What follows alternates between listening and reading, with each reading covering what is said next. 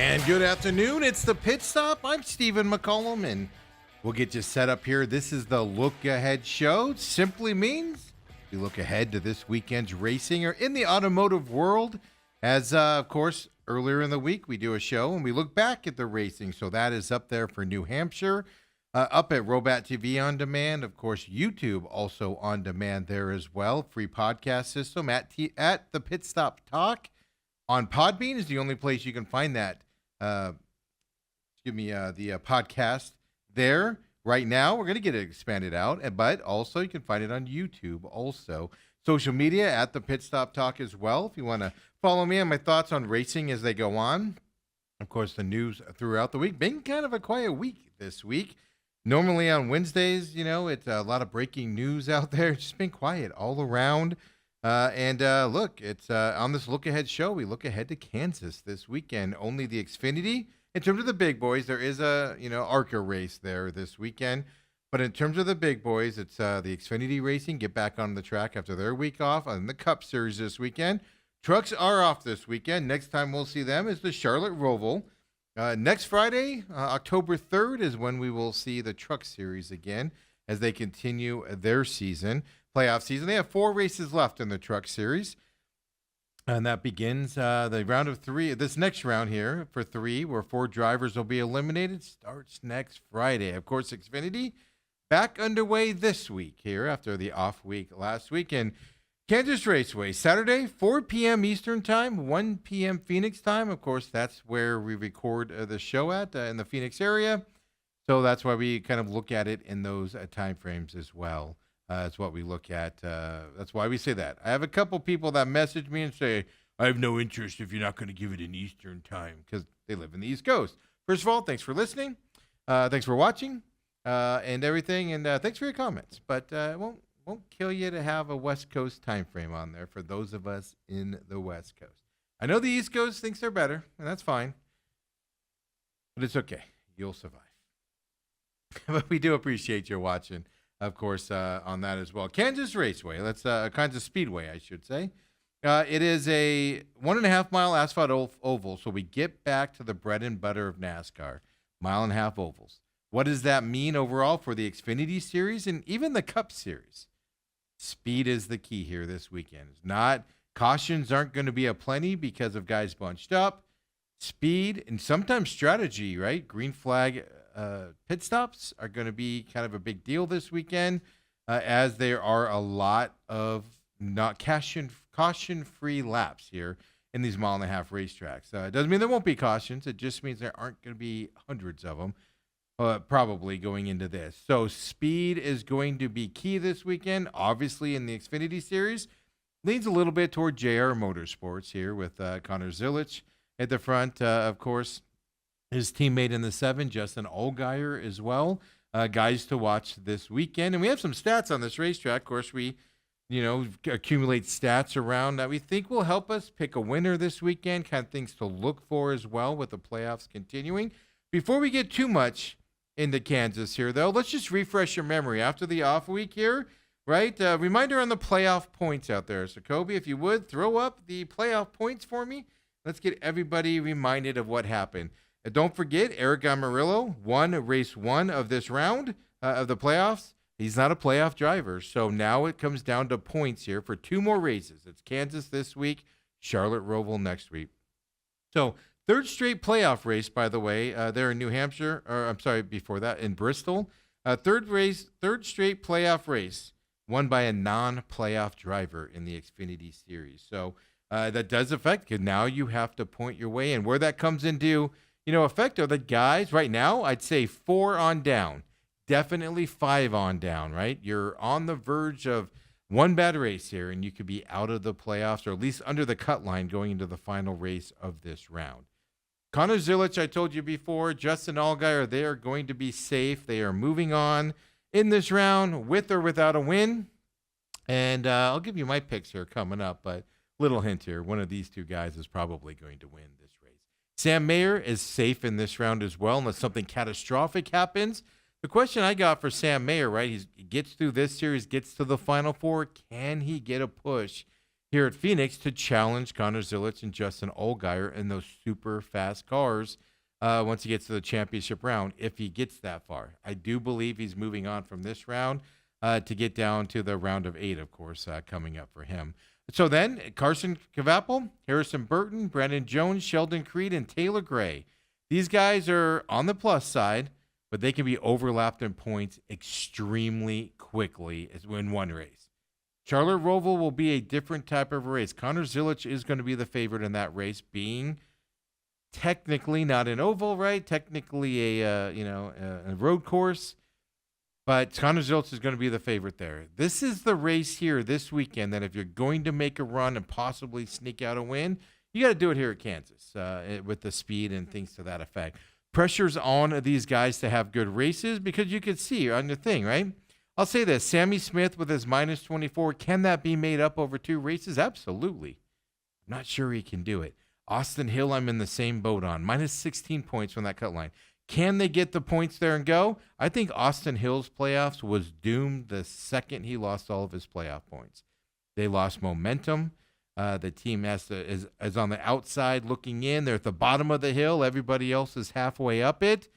I would not be surprised if Austin Hill and Sammy Smith are both drivers eliminated this round.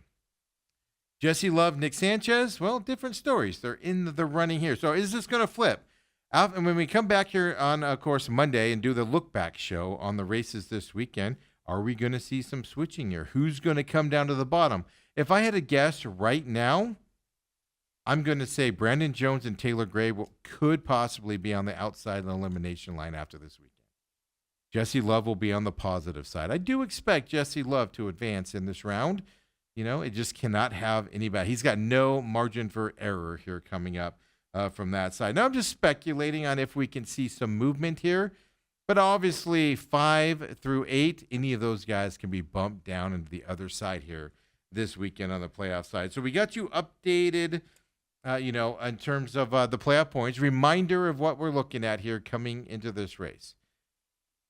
And like I said, race 2 of this round. So 2 races to go. You can make that move. Will another non-playoff guy win this weekend? Kind of the question that we have to look forward to, because that's going to put more pressure on the points going into Charlotte Roval's coming up as well from that side of perspective. So 1.5 mile oval, and I love oval tracks. This is the bread and butter of NASCAR. The best comes to the top here. It's a endurance race in terms of speed. You have to be good on pit stops. You have to be good on speed. And you have to outmaneuver and outdrive your competition at high levels of speed to get there. It doesn't come down to luck. It doesn't come down to a big crash that wipes out half the field. This is a driver's course here and a team course here, 1.5 miles. So I do like them a lot. I think I call it the bread and butter of NASCAR. It's what makes them exciting. Then you factor in the road courses and those courses to kind of give you the differential. And because I do believe a championship driver should be an overall championship driver. Shouldn't just be fast out there coming forward, right? So as I said, Saturday, 4 p.m. Eastern, 1 p.m. our time here for the Kansas race here coming up. I have a bunch of notes here, and I apologize. I just got confused with myself as we're talking about this here. The goal this weekend in terms of the playoff points is 57 points. Any driver 57 points or higher will automatically advance, win or not, in this round of the playoffs. 57 is when you want to go. Obviously, as you saw there, Connor Zilisch is at 82 points up. And by the way, 57 points for the driver needs to be above that 8th place point. Connor Zilisch is already there. Unless something catastrophic happens, he will be there at the end of this race.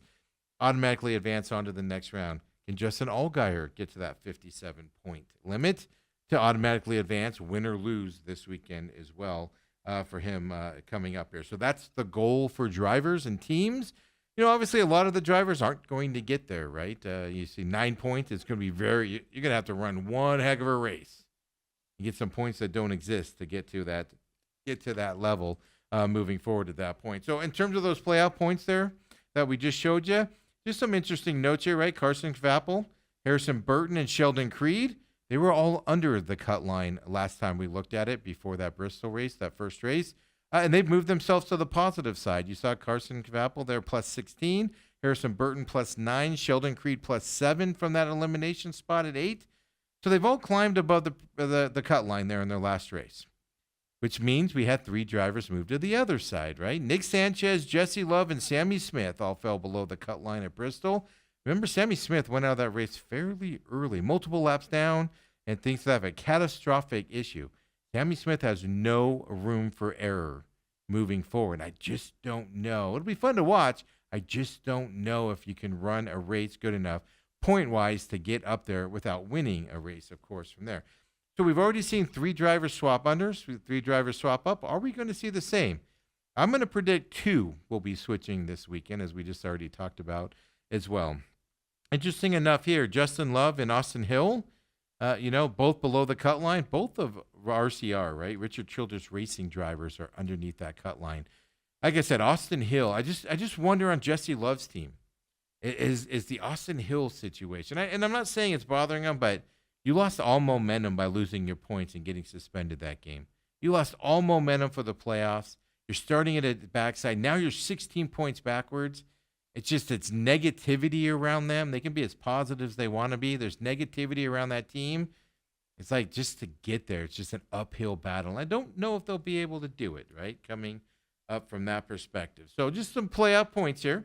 I think we will see 2 guys switch this week, at least 2 guys switch from the above and cut line. The question is, who will they be? I speculated as well. The reason why I brought up Brandon Jones, interesting enough, I said Brandon Jones could be a guy that switches out.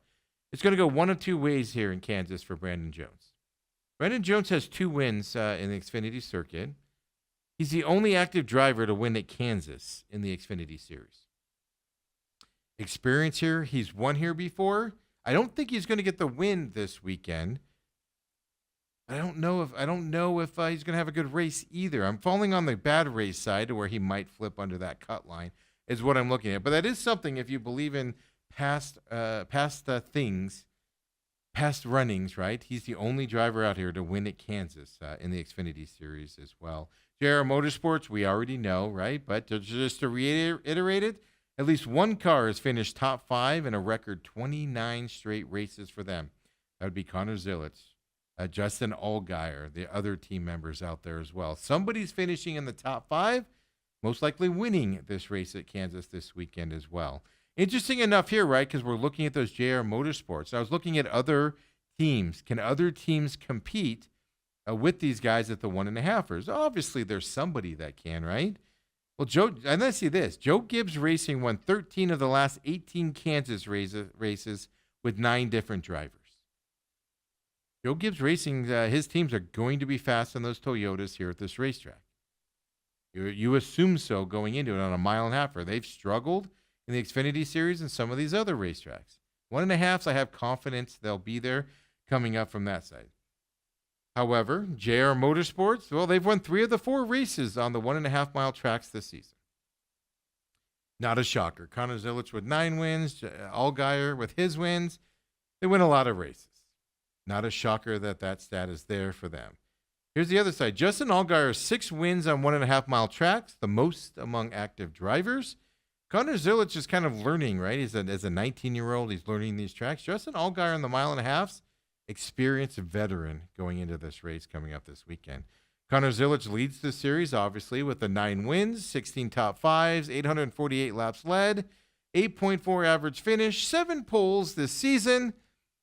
That's the ultimate competition. We've talked about this all playoff long. He should win the championship with his dominance this year.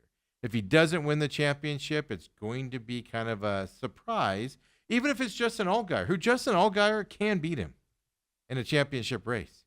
But it would still be a shocker with how they've dominated this year going into it. So Chevrolets have led 3,291 laps of 4,301 this season in the Xfinity Series. That's 77% of laps they've led, folks.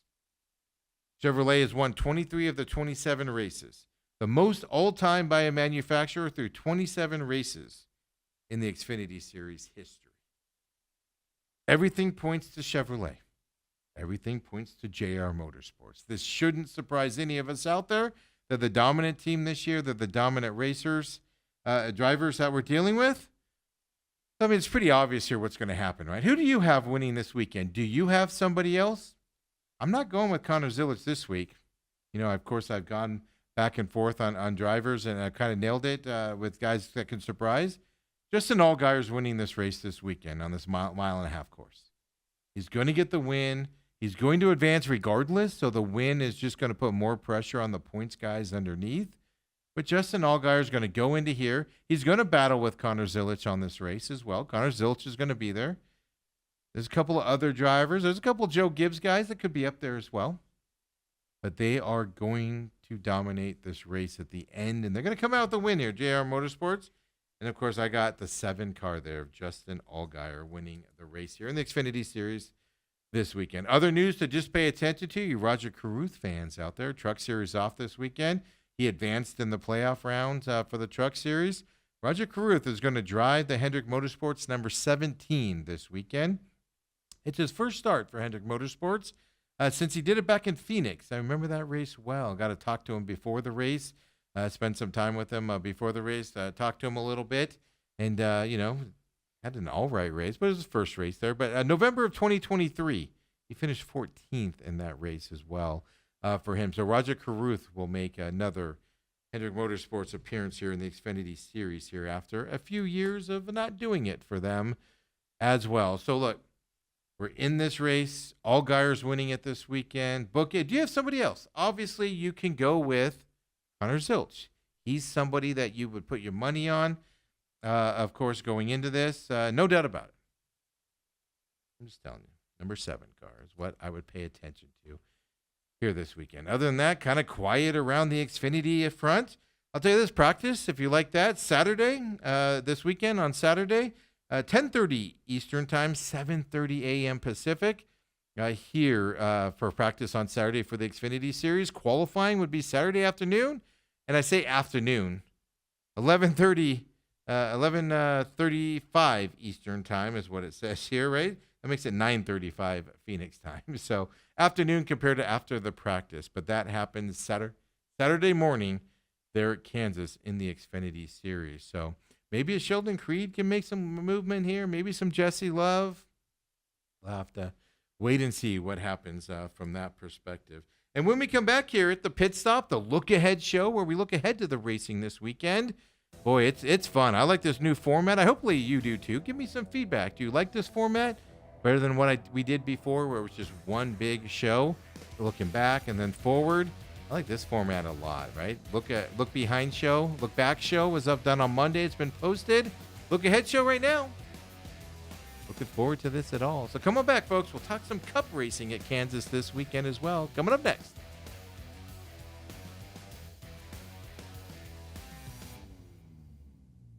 And we're back here at the Pit Stop Look Ahead show, where we look ahead to this weekend's racing.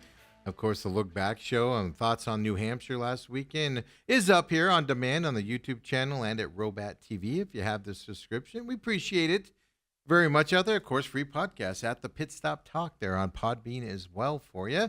Appreciate everybody that's found it. And we always respect the Robat TV audience. You guys are fantastic. It's our biggest audiences on all of my shows here as well. So you can find the main event where we talk sports in general there with Dale Hellestree, 17-year NFL veteran, on demand right now, live from 8 to 10 a.m. every Monday through Friday. I got a business show, got my pet project out there from 11 o'clock live, and then it's up on demand, Robat TV, of course, YouTube as well.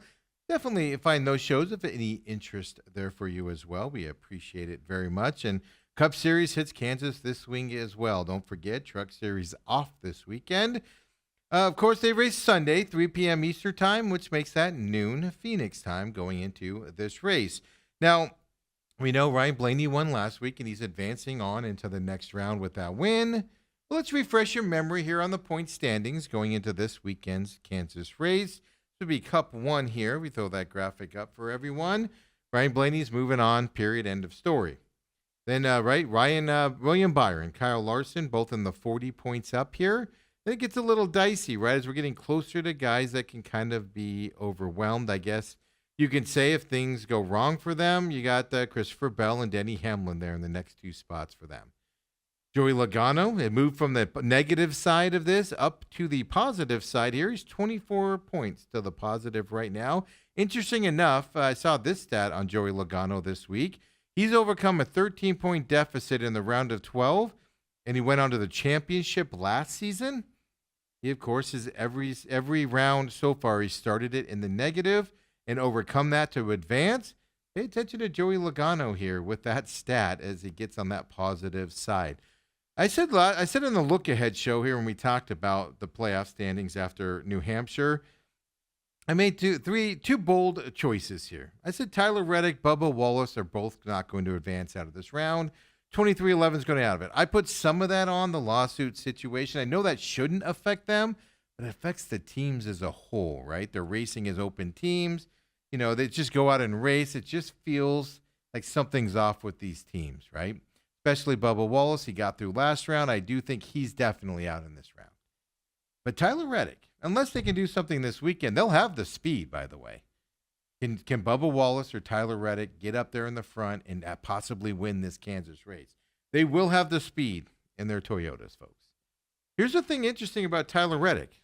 I don't think he advances out of this round unless he gets the win this weekend. But Tyler Reddick has overcome a point deficit in advance from the round of 12 in each of the last two seasons. So we're talking 2023. He was -3 after race 1 in 2023. In 2024 last year, he was -4 after race 1 last year. Now he's got a bigger hole, obviously. 3 or 4 points is a lot different than -23 points.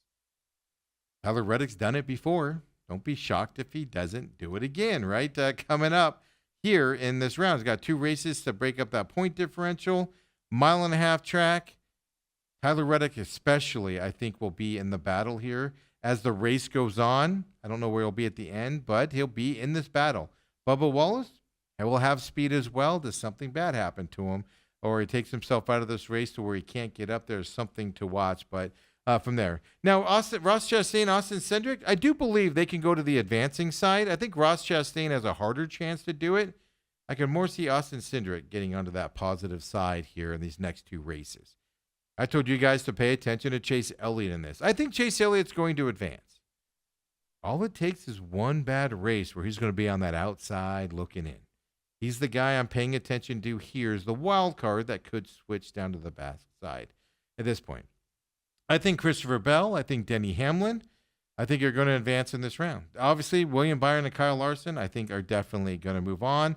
Points at a minimum, even though Chevrolets have not been running well here in these playoffs. 1.5-mile track, they will be fast this weekend. Do they get some of their mojo back this weekend is something to pay attention to with the Hendrick Motorsports guys there at the top. Joey Logano, I believe, will advance as well. So kind of gives us the point here. Chase Briscoe. If anybody's going to cast Chase Briscoe and get to the positive side, in terms of just points, I'm not talking about winning anything to that side. Ross Chastain is going to be the guy to do it. We'll find out more this weekend with this 1.5-mile track coming up. I don't think Ross Chastain has a chance to win this race. Can he get points here over Chase Briscoe and move on? I know a few mega national media members that think Chase Briscoe is going to make it all the way to the end of this and get to the final 4, the championship 4 here coming up. Well, he's right there on that edge. So that's the update there on the playoff points. Keep an eye on Tyler Reddick. He's got the history, last 2 years, advancing, being negative after race 1 in this round. Bigger hole for him, but can he get there as well? Interesting enough here, I told you the top couple drivers are definitely moving on. 96% of the drivers that are in the top 3 entering the round of 12, well, they advanced to the round of 8. The only one that hasn't done it, Kyle Larson, back in 2017. He was the 3rd place driver then, did not advance at that point going into the 12 round. So 96% of them, only one guy is not advanced, and that's Kyle Larson. He's going to advance in this round now, but you're pretty much good in this round when you have that top lead on that side. 92% of the drivers seated in the top 6 entering this round, the round of 12, advance to the round of 8. Only 4 of 48 drivers failed to advance in the top 6. Toby, throw up that graphic again here real fast as we're talking about this again. Top 6, right? William Byron, Kyle Larson, Christopher Bell. I'm going to throw Denny Hamlin in there. They're going to advance here in this round. It's going to see. Then you got Joey Logano, 24 points up on top of that. That's your 6 drivers. Only 4 of those guys traditionally have never advanced out of this round. I think those guys are advancing. I'm going to go with that historical stat there. Now, something horrific could happen in both the races, and they get knocked out early, etc. But that's a pretty standard stats here, which leaves us with those last couple spots. So 6 drivers racing for 2 spots. Moving on here in this round is going to be kind of fun to see as well. So 31% of the drivers starting the round of 12 below the cut line advance to the round of 8. 10 of 32 make that move to the positive side. Joey Logano's already done it. Something to pay attention to. All right, coming up, 72% of the drivers ranked in the top 4 entering the round of 12 race for a championship in the season finale. The round of 12, entering the round of 12, if you're in the top 4, 72% of the time, 23 of 32 drivers advance to the championship finale if you're in the top 4 starting in this round. That means you have the playoff points. That means you're racing with confidence. You're racing well, and you're able to obviously advance with either with wins or your points get you through. 72%. That is fascinating numbers here for the top level here of the Cup Series and the point standing moving forward from that point. So something to keep an eye on. 57 points above 7th means the driver will automatically advance this week here in the Cup Series. So the goal for drivers is to get to 57 points above the 7th winless driver now, because remember, we have 1 driver already, so it's not the 8 moving forward from that side, since Blaney did win that race. And when we look at Kansas here, the winner of the Fall Kansas race has gone on to win the championship 4 times in the total history. The problem is only twice in the elimination era. 2017, Martin Truex Jr. did it. 2021, Kyle Larson did it. Doesn't happen often, but they make it to win the championship 4, at least. Who won the fall race here? Kyle Larson, folks. So something to keep in mind on for championship aspirations, getting that Final 4 for the Larson team. And they have not been racing well, the Chevrolet. So it's fascinating stats here. Kind of go against what we've been seeing on the track lately. Kansas has never produced, in terms of a racetrack, first-time Cup winner in its previous 39 races. So you've won a race on the NASCAR Cup Series before if you're going to win at Kansas coming up here. By the way, that's more races than any other track currently on the schedule from that point. So we're not going to see somebody that's never won on NASCAR by history win this weekend coming up. And that just comes to speed, experience. The best drivers are going to be in the front of this racetrack at the end of it. The best teams, the well-funded teams, are going to be up there at the end. That's basically what we're going to see this weekend. The pass for the win came in the final 2 laps in 3 of the last 5 Kansas races, including 2 last lap passes this weekend. This isn't going to be a blow-away race like we saw at New Hampshire, where a guy's going to win by almost a full second or something to that effect. There will be some racing here coming up into the last lap with guys pushing and battling it out. So maybe a pass, right? A guy in the lead. Late restart, a guy gets out on the lead, fresher tires, gets behind him and wins it. We'll see something to that effect here this weekend in Kansas. I'm willing to bet on that as well. The driver who led the most laps, at Kansas, they've only won just once in the last 6 Kansas races. Interesting enough, that was Kyle Larson in May. Drivers that will lead the most laps don't get there at the end. It's a pit stop strategy that gets them out of it. They pit and somebody else is able to do it. Somebody stays out and beats them, or they don't pit, and somebody that does pit beats them on that side. But Kyle Larson was able to do that in May this weekend. May of this year, I should say, going into this weekend. 7 of the 12 2025 playoff drivers had previously won at Kansas. So unlike the Xfinity Series, we have some experience here at Kansas moving forward. By the way, the last 6 races here will have been won by current playoff drivers in this race. So what does that tell you? Speed and experience is going to be there at the end this weekend. Kyle Larson's the only repeat winner in the last 10 races at Kansas. He won 3 times, including in May here for Kyle Larson. So The odds are already stacked against Kyle Larson, right? Because it doesn't happen. Most laps generally don't happen. That happened in May. Now, repeat winners don't happen here. Kyle Larson's repeated. What does that say for Kyle Larson coming to this race? And, of course, him and his team there in the 5 coming up there. Kyle Larson is really good at Kansas. Not a shocker. Kyle Larson's really good at 1.5-mile tracks. But Kyle Larson has led 760 laps at Kansas since joining Hendrick Motorsports back in 2021. 4 times more than any other driver during that time frame. Kyle Larson dominates this racetrack. Kyle Larson gets out to the lead, and he leads this track. That's his MO going forward. The Chevrolets, Hendrick Motorsports, have struggled this playoff season in terms of pushing for the win at the end. All signs are pointing toward Kyle Larson. But then what you've been seeing these last 4 weeks, does it? Does it at that point? Kyle Larson led 221 laps on his way to the win there in May at Kansas, the most laps led by any driver in a 400-mile race on a 1.5-mile track in Cup history for him. Domination in May. And do we get domination again this week? We know I talked about Tyler Reddick. We talked about Bubba Wallace as well. I gave you that Tyler Reddick stat. Overcome that deficit and advanced here after one race in this round. Well, 3 of 23XI Racing's 9 Cup wins have come at Kansas, no less. All 3 were in the last 7 races also for them. They're faster. I expect Tyler Reddick to be in this mix at the end. I expect Bubba Wallace to be in this mix at the end. He's the one I'm a little bit more weary on because you know Bubba and his team, right? Something happens in pits. Something happens to his car. He can't drive with it. And it's a struggle for him to get there. So something to pay attention to with the 23XIs as well.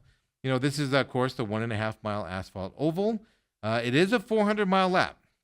You get some distance here in this race. The interesting thing here, I think that gives Ross Chastain, who's on the first driver outside looking in, I think that gives him a chance to be there at the end if he's running well. It's the beginning of the race. If he's not in the front at the beginning of the race and through the midpoint, he ain't going to be there at the end. But if he's up in that front area, passing around, top 5, top 10, a lot of this race, Ross Chastain with the 400-mile race might be there at the end. Of course, he won the Coca-Cola 500 endurance race. Not that 400 miles is a lot of miles. It's just that team seems to get better as the day goes on if they're in the front already. That's the key that we look at here for him. Stage 1 will end on lap 80. Stage 2 will end at lap 165. And then final stage ends on lap 267 for them as well in the Cup Series. So practice is Saturday, 1 p.m. Eastern Time, which makes that 10 a.m. our time after the Xfinity stuff gets all wrapped, practice and qualifying for them. Then qualifying is Saturday right after that, 2:10 Eastern Time, which makes that 11:10 here, Phoenix time out here on the West Coast for them out there. So qualifying is going to be a big deal here. We're going to see who's fast on this racetrack, who gets in the front. You don't have to start in the front here. There'll be passing. There'll be strategy stuff you have to do. But if you're not fast in practice, you're not fast in qualifying, you're not going to be as fast as the other guys on the track. Qualifying is extremely important going into this race here at Kansas this weekend. I enjoy the Kansas racetrack a lot. I think it's a fast track. I know you're going to get the domination side of it. You're going to get a lot of green laps out there. Not a lot of cautions. Strategy comes in. It's just a fun 1.5. I've just always been a fan of this racetrack and the way the guys race there as well. Other news out there around NASCAR. Before I tell you my pick here at Kansas, the 23XI Front Row Motorsports NASCAR lawsuit. I call it the lawsuit that won't die. Headed to court right now. I have always suspected there would be a settlement in this. I don't know, though, with 23XI's side of it, Michael Jordan, Denny Hamlin, they just seem super pissed off about this situation. And sometimes when you're not thinking rationally, and what I mean by that is the anger might be there where they want to win this at all costs. They might not be looking at it rationally. They just want to take chunks out of NASCAR in this process. I've told you all along, I think NASCAR is going to win the war. 23XI won some battles early, and Front Row Motorsports won some battles early. NASCAR starting to win them lately. The war is going to go to NASCAR, but There will be casualties on NASCAR side. Both sides are going to come out of this looking bad. Both sides are going to have chunks taken out of them, win or lose, coming up here. So in this process, if you don't know the legal process, they do a lot of things where they do mock trials, meaning they bring in some jurors and they bring out evidence, they talk about it, and they find out what the jurors think, what they're presenting. And they present, both cases, both sides of it, kind of what they think a trial is going to go. And they get honest feedback from, they're not real jurors. It's just a mock deal. But they get feedback from them. They run several of them as well to get the feedback. And they change stuff up on the next one. The next one, they change some more stuff up. And they get the feedback on where they stand, what the process is, what jurors respond to, what they don't respond to. Well, there's a hindrance here that, none of us thought of course, because we're not in that industry of lawsuits. Well, you can't do mock trials if you can't share any of the confidential information with anybody. Remember, that's an order out there by the judge. It's a gag order. This private information between NASCAR, 2311, Front Row Motorsports, other teams that they've gathered, remember the NFL stuff, the IndyCar stuff, etc., cannot be shared anywhere. How do you do a mock trial if you can't share that stuff, right, out there? Well, 2311, Front Row Motorsports, and NASCAR got together. Enemies get together for this one. They filed a joint motion to allow professional jury or trial consultants and mock jurors to see confidential information, provided that those people sign the non-disclosure agreement that covers those documents. I'm interested in seeing if a judge is going to allow this. A lot of the big fight by the other sources that 2311 and Front Row Motorsports was trying to get, I'm talking IndyCar, F1, all of that, a lot of the hesitation on that was, no, it's not. You're not going to get it out to everybody. The judge came out with a ruling. Everybody came to a settlement, and they put that stuff in there.